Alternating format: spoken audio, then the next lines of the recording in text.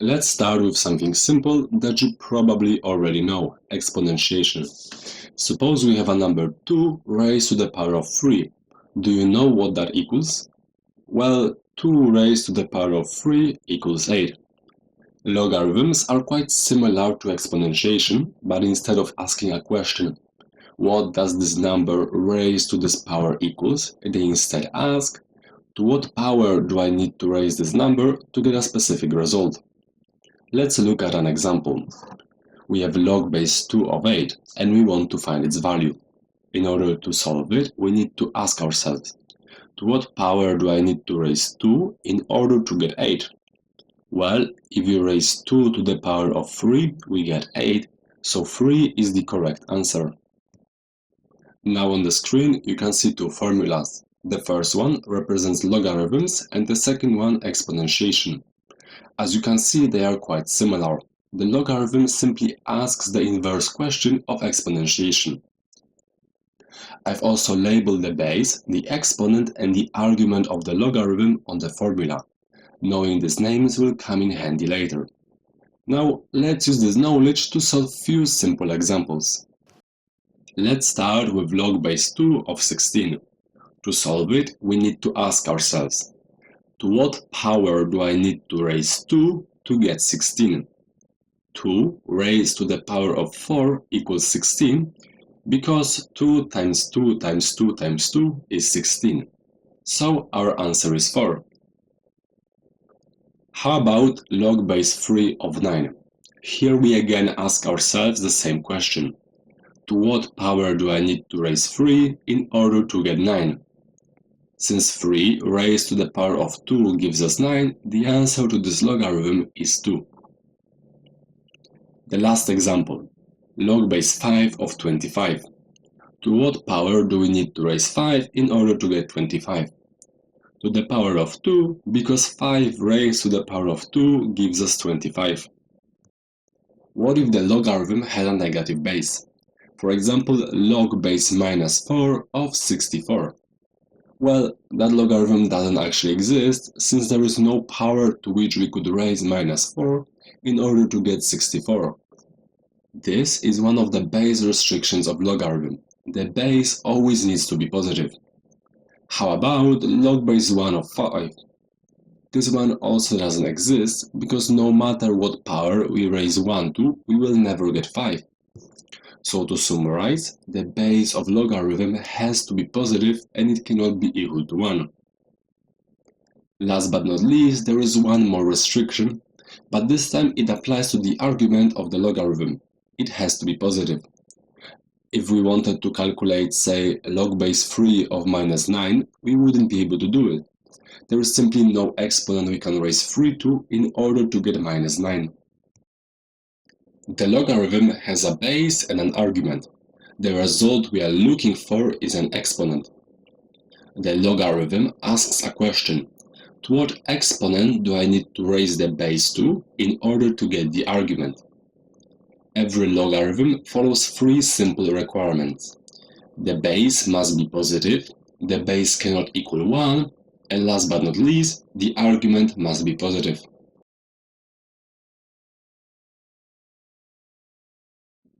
Let's now look at this logarithm. Logarithm of 100. As you can see, it doesn't have a base. In that case, we should assume that the base of logarithm is 10. So we can rewrite it as log base 10 of 100. And because 10 raised to the power of 2 equals 100, we know that this logarithm is equal to. What about log base 2 of square root of 2? This one is a little bit trickier. We need to ask, to what power do we need to raise 2 in order to get square root of 2? Well, we need to raise 2 to the power of 1/2. And what if instead of square root 2 we had cubed root of 2? In that case, the correct answer would be 1/3. As you can probably see, whenever we need to express a number as a root, we can simply raise it to the power of 1 divided by the index of the radical. Now on the screen you can see the formula that helps solve these types of logarithms. A similar pattern occurs when the argument of logarithm contains a square root. Let's say we have log base square root of 4 of 4. We can simplify square root of 4 as a 2. Then we get log base 2 of 4. And as you probably know by now, log base 2 of 4 equals 2, because 2 raised to the power of 2 is 4. What if we had log base square root of 5 of 5? You probably can't tell from your mind what square root of 5 is equal to. However, you might remember that if you want to change a number to its root, we have to raise it to the power of 1/2. Now we want to reverse it. And in order to do that, we can raise square root of 5 by 2 to eliminate the square root. With this in mind, we can now say that log base square root of 5 is equal to 2. Similarly, if we had cubed the root of 5, we could simply raise it to the power of 3, because cubed root of 5 raised to the power of 3 equals 5. On the screen, you now see another formula. It is essentially the reverse of the previous one. Last but not least, let's take a look at log base 2 of 1/2. It might seem scary at first, but just like in the earlier examples, there is a formula with which we can simply solve it. Using the formula on the screen, we can see that log base 2 of 1/2 is equal to -1. Let's try one more similar example. What is log base 3 of 1/9 equal to? The answer is -2, because if we raise 3 to the power of -2, we get 1/9. When a logarithm doesn't have a base, we by default assume that the base is 10. There are two helpful formulas for logarithms containing square root. If the argument of a logarithm is a fraction, it is helpful to remember that raising a number to negative power produces a fraction.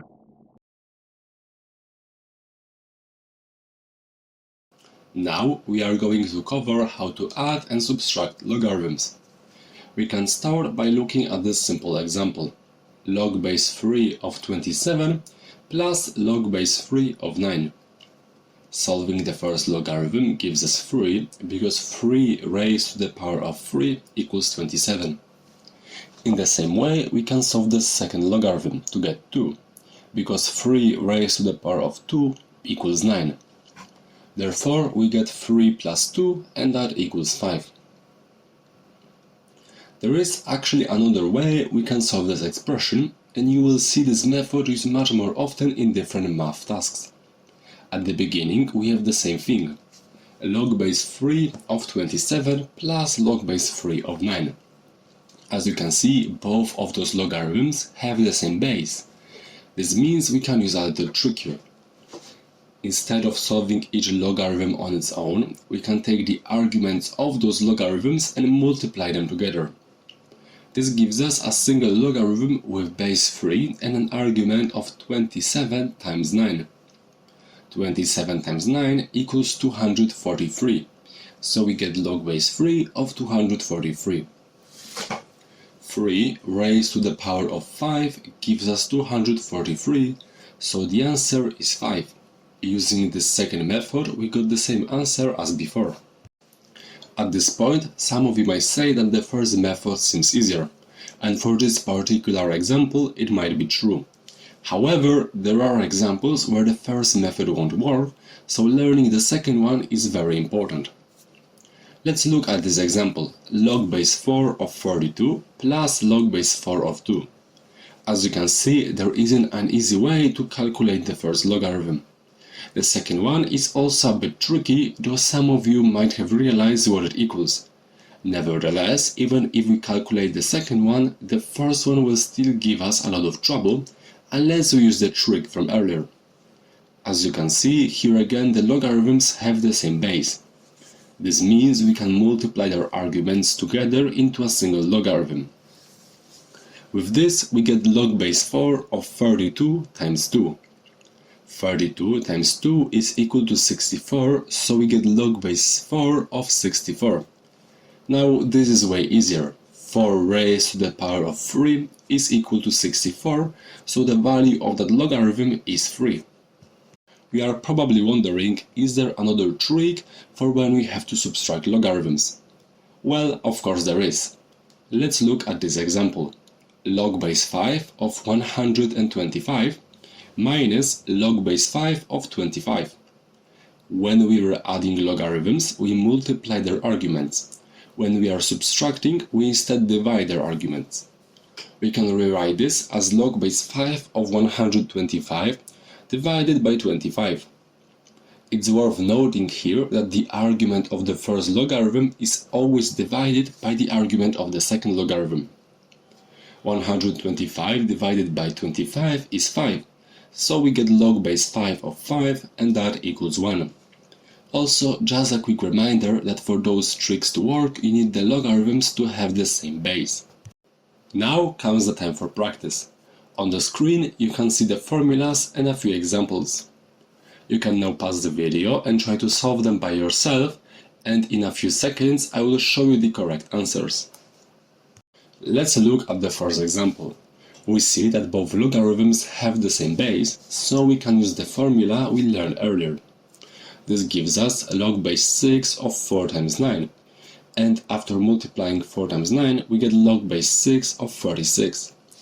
6 raised to the power of 2 equals 36, so the answer to the first example is 2. In the second example we have a similar problem, but this time we are subtracting logarithms. Because of this we use the second formula. With this we can rewrite this equation as log base 3 of 162 divided by 2, which simplifies to log base 3 of 81 because 162 divided by 2 is 81. Now we simply have to solve this logarithm. Log base 3 of 81 equals 4 because 3 raised to the power of 4 equals 81. In the third example we again have an addition, but it's a little bit more tricky. Those logarithms don't have a written base.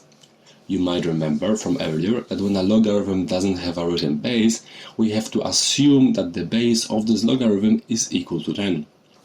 So we have logarithm base 10 of 25 plus logarithm base 10 of 4.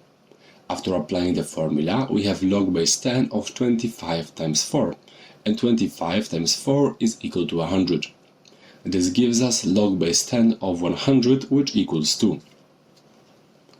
The next problem doesn't look too bad, but there are some big numbers there. Luckily for us, we can write this equation as a single logarithm. Log base 7 of 147 divided by 3.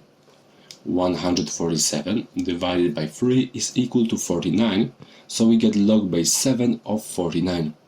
Now we can easily tell that this logarithm is equal to 2 because 7 raised to the power of 2 gives us 49. Now the final example. This one seems scarier than the previous ones. On the left side of this equation we have log base 4 of 8 plus log base 4 of 2. We can write this as log base 4 of 8 times 2. Now we have log base 4 of 8 times 2 minus log base 2 of 8. After multiplying 8 by 2 we get log base 4 of 16 minus log base 2 of 8. This is an important part. So far we were able to solve each equation using the formulas, however here the logarithms have different bases, which means we can't use them here. What we can do, however, is calculate both of those logarithms independently and then subtract their answers. Log base 4 of 16 equals 2, and log base 2 of 8 equals 3. This gives us 2 minus 3, which is equal to minus 1. In order to add logarithms, we can either calculate them and then add their answers, or if the logarithms have the same base, we can use a formula where we multiply their arguments. The same idea applies when subtracting logarithms, however the formula uses division instead of multiplication. Remember that when subtracting logarithms, the argument from the first logarithm is divided by the argument of the second logarithm.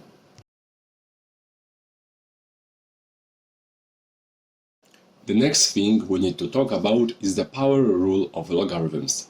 It might sound difficult, but it's just a simple formula.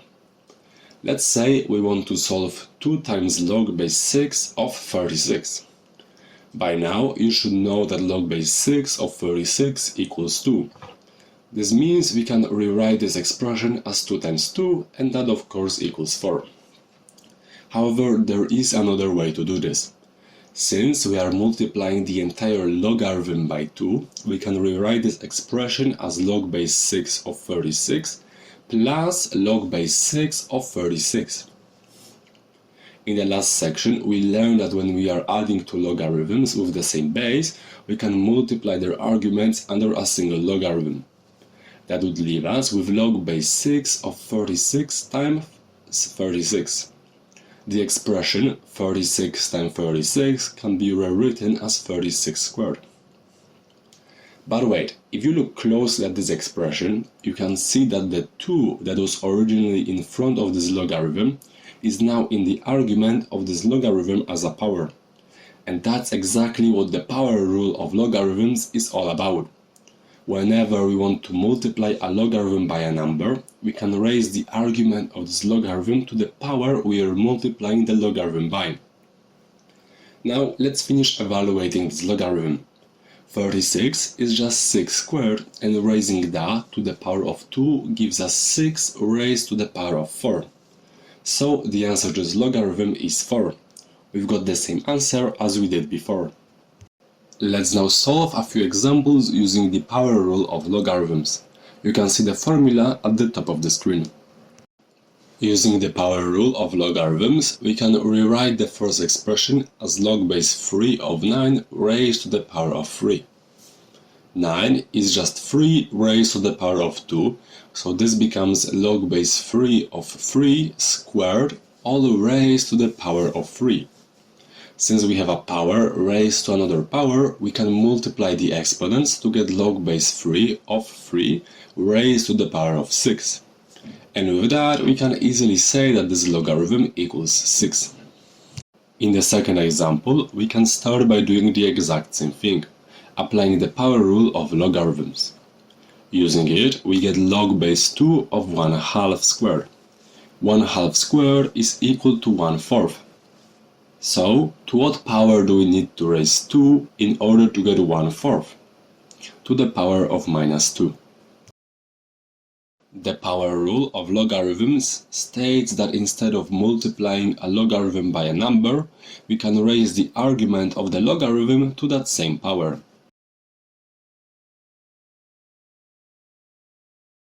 One of the final techniques that we can use when working with logarithms is changing their base.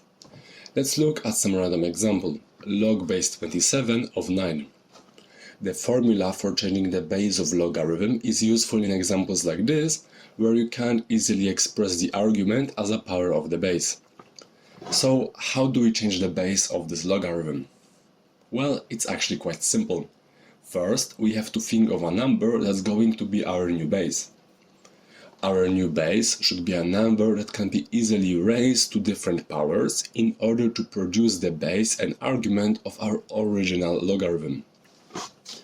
In this example, 3 seems like a perfect choice since 3 squared gives us 9 and 3 raised to the power of 3 gives us 27. Now that we have decided what our new base should be, let's rewrite our expression as two logarithms with base 3 divided by one another. But those logarithms also need to have their arguments. The argument of the logarithm that sits on top of the fraction bar is the argument of the original logarithm. Meanwhile, the logarithm that sits under the fraction bar is the base of the original logarithm. At this point, all that's left is to solve those two logarithms. Log base 3 of 9 equals 2 and log base 3 of 27 equals 3. This means our answer is 2/3. Let's try another example, log base 36 of 216. What do you think should be our new base? Well, 6 looks like a perfect choice since both 36 and 216 are powers of 6. That allows us to rewrite this expression as log base 6 of 216 divided by log base 6 of 36. The logarithm on top of the fraction bar equals 3 and the logarithm below the fraction bar equals 2, so our final result is 1 and 1/2. If you are trying to solve a logarithm where you can't easily express the argument as a power of the base, you can use the logarithm change of base formula.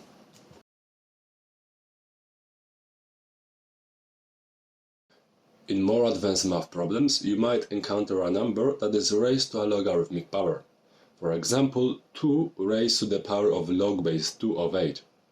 This expression doesn't seem too difficult, so let's try to solve it. First, let's try to solve the logarithm in the exponent. Log base 2 of 8 equals 3. Now we are left with 2 raised to the power of 3, which obviously equals 8. But wait a second, we have already seen 8 in this expression. As you can see, when we have a number that is raised to logarithmic power, and this number and the base of that logarithm are equal, then this whole expression is equal to the argument of the logarithm. In other words, the exponent and the logarithm undo each other when they have the same base. Let's look at a more challenging example. 4 raised to the power of logarithm base 2 of 9. In the last example, the first thing we did was solve the logarithm, but in this expression, trying to solve log base 2 of 9 would be too much of a hassle. We just learned a new formula, so maybe we can use it. Well, there is one problem with that. As you can see in the formula on the screen, for it to work, the number that we are raising to the logarithmic power needs to be the same as the base of the logarithm. And in our example, the number is 4 and the base of the logarithm is 2. Luckily, we can actually work with that. We can rewrite 4 as 2 squared. This means that in the exponent we now have 2 times log base 2 of 9. In the previous chapter, we learned that we can move the 2 that we are multiplying the logarithm by into its argument as a power. Now, in the argument of this logarithm, we have 9 squared, which equals 81. With all that, we now have 2 raised to the power of log base 2 of 81. Finally, we can apply the formula we learned in this lesson, giving us the answer 81. When evaluating a number raised to a logarithmic power, we can use a formula which states that if the base of the exponent is the same as the base of the logarithm, then the entire expression is equal to the argument of that logarithm.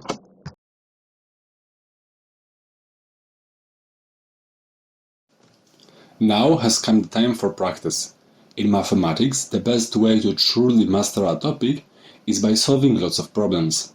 So this part of the video will focus on solving increasingly difficult expressions that will bring together everything that we have learned so far. Let's begin. Starting from the left, we have log base 4 of 1/16. We need to figure out what power of 4 gives us 1/16. Do you know to what number we need to raise 4 to in order to get it? We need to raise it to -2. If you raised it to -1 instead, then you would get 1/4. So, our first logarithm equals -2. Let's rewrite the expression and move on to the second logarithm. Next, we have log base 3 of 27. This one is quite simple, it simply equals 3. Unfortunately, we can't say the same thing about the last logarithm in this expression. 4 times log base 49 of 7. Using one of the formulas shown at the top of the screen, we can rewrite this as log base 49 of 7 raised to the power of 4.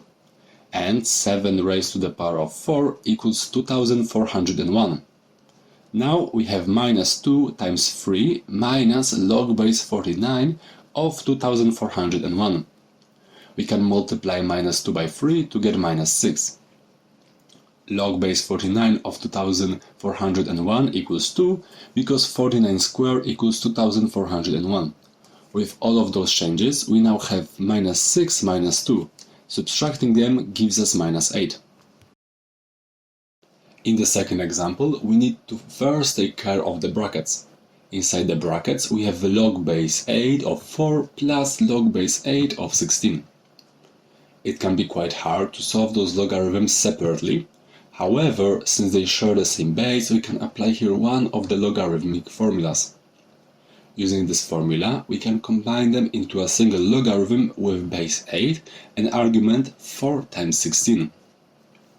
Next, we need to take care of 16 raised to the power of log base 4 of 5. Evaluating log base 4 of 5 directly would be quite difficult. Instead, we can apply here a formula.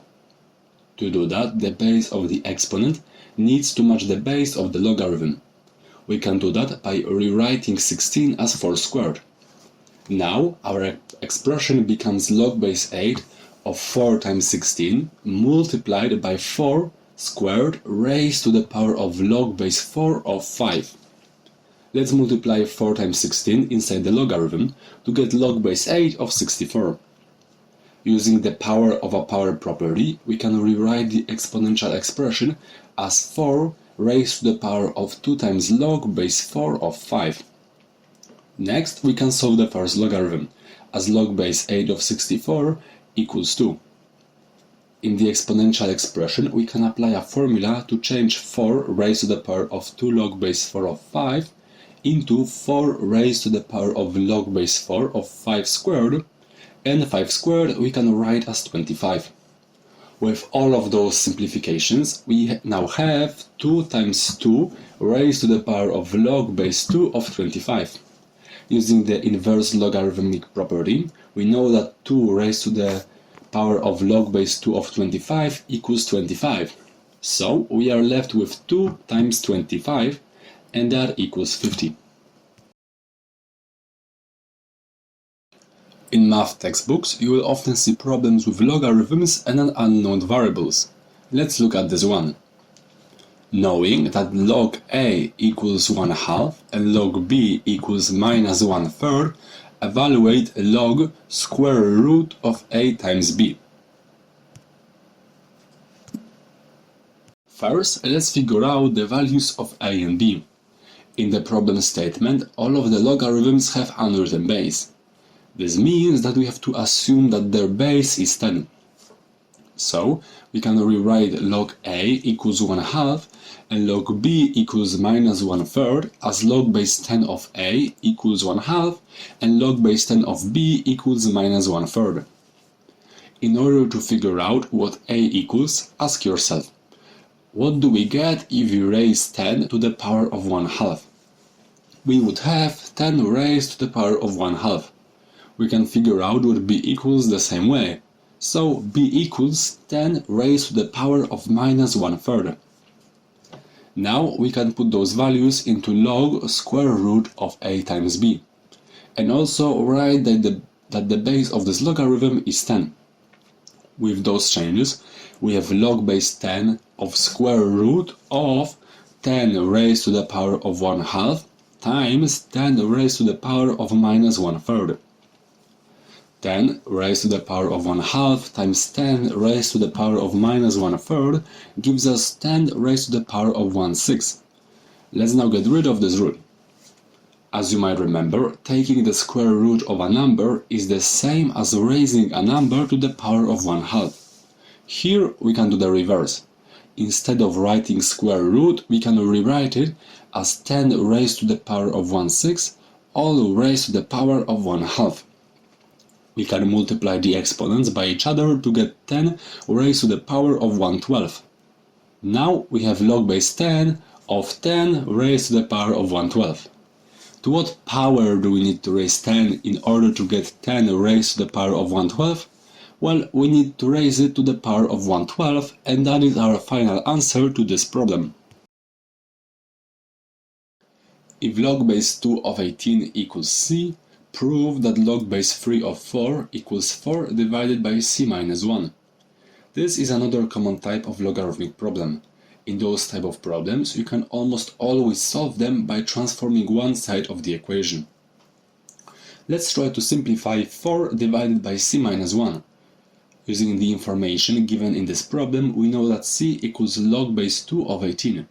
So, instead of c, we can write log base 2 of 18. Now we have 4 divided by log base 2 of 18 minus 1. The next thing we should do is rewrite this logarithm into something that's easier to work with.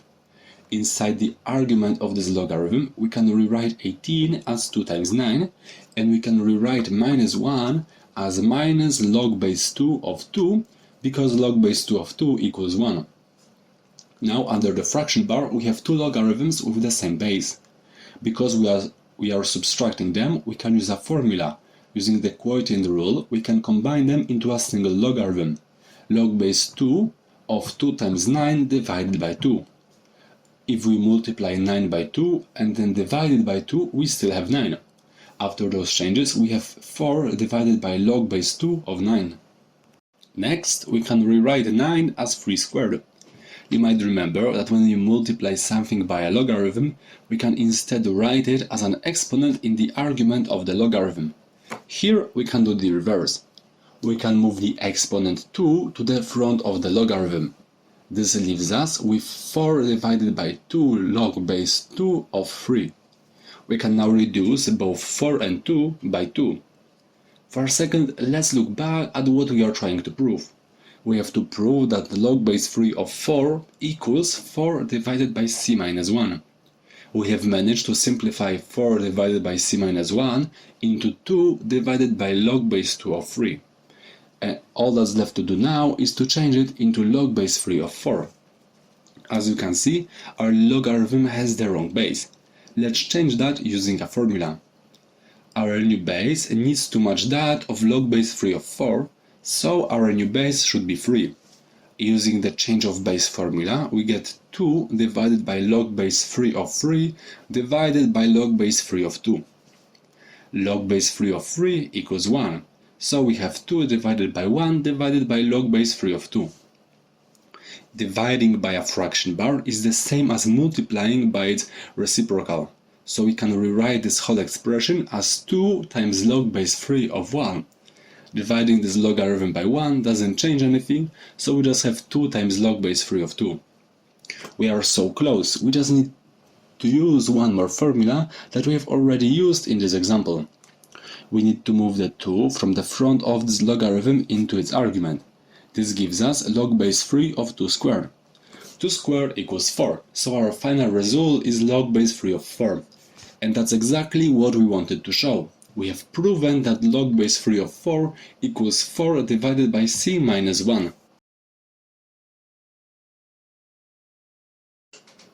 So far we have learned how to calculate logarithms, how to apply different formulas to them, and how to solve different problems with the use of logarithms. For the majority of you, this will be enough for now. Some of you may never need to know more about logarithms than what we have already covered in this video. However, there are still things you can learn about logarithms, so for those of you who want to learn more or simply need it for their exams, let's look at graphs, the number e, and natural logarithms. Starting with graphs, most of you have probably already seen something like y equals x squared. It's called a quadratic function. If we want to have a point on the graph where x equals 2, for example, then we know that the y value of this point will be 4, because 2 squared equals 4. On the screen you can see a table that uses this function, and a graph that shows where those points would fit. In the first part of this video, we learned that logarithms are inverse operation of exponentiation. So if we use function y equals log base 2 of x, then x and y values of our new graph switch places. Using the quadratic function, we get 0.24. If we now use a logarithmic function and insert 4 as x, we get 2, because log base 2 of 4 equals 2. On the screen you can now see another table and graph, but this time they use logarithmic function. If you take a close look, you can see that the coordinates of the points are the reverse of the coordinates of the points in the exponential table. There is one main difference that we need to talk about here. The exponential function, like y equals 2 raised to the power of x, has a domain of all real numbers, meaning that any real number can be used as an x value. Its range only includes positive number, meaning y value must be bigger than 0. A logarithmic function has the opposite relationship. Its domain only includes positive numbers, while its range includes all real numbers. Now that we are done with graphs, let's talk about e and natural logs. So what exactly is e? Imagine you have $1,000 in your saving account. Your bank pays a very generous interest rate of 100% compounded annually. So, after a year, you would have $2,000. This is the original $1,000 plus 100% interest, which equals another $1,000. What if instead of getting interest annually, you would get it semi-annually, meaning that the bank would pay you 50% interest, but 2 times a year, so every 6 months. Your initial $1,000 would be increased by 50% after the first 6 months, so you would have $1.5K. Then, after another 6 months, your 1.5K would be increased by another 50%, so you would have $2,250. You essentially made $250 more. If you divided this interest into even smaller equal periods, you would make even more money. So, if the bank would compound your interest infinitely often, would you have infinite money? Well, not really. After a year, you would have around $2,718. The amount does not grow forever because each additional compounding period gives a smaller increase. The exact answer would be E times 1000. E is defined as a constant that serves as a base of all continuous growth and decay. The formula that defines E is the limit of 1 plus 1 divided by n, all raised to the power of n, as the value of n approaches infinity. The value of this expression approaches 2.71828, which is what E approximately equals. Why are we even talking about this in a video about logarithms? Well, that's because there is something like natural logarithms. Also rewrite it as ln. Let's say we have log base e of e squared. This example asks us a question: to what power do I need to raise e in order to get e squared? The answer to that is 2, because e squared gives us e squared. Natural logarithm allows us to write the exact same thing but shorter. What do you think natural log e squared equals? It is equal to 2 as well.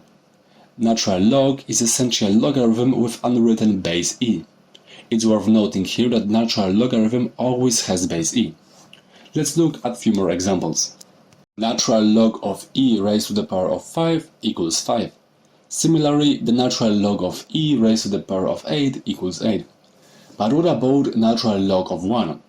Ask yourself, to what power do I need to raise e in order to get 1? We need to raise it to the power of 0, because no matter what we raise to the power of 0, we always get 1. And in the final example, to what power do I need to raise e in order to get e? Well, we need to raise it to 1. Important thing to note here is that the argument of ln must always be greater than 0. That's because no matter what power we raise e to, we will never get 0 or a negative number. When it comes to the formulas that we learned in this video, you can apply all of them to natural logarithm. Once again, natural logarithm is just a logarithm with unwritten base e. Finally, we have come to the end of this video. There are still some things we could talk about. For example, the use of logarithms in the Richter scale or radioactive decay. How you can actually have natural log of -1 or talk about derivatives of logarithmic functions. However, some of those topics are way more complicated and probably deserve their own videos. Meanwhile, other topics are simply examples of the use of logarithms in real life, and probably very few care about that. Most just want to pass their exams. So that would be it for this video. Everything about logarithms, huh? Or more precisely, almost everything about logarithms.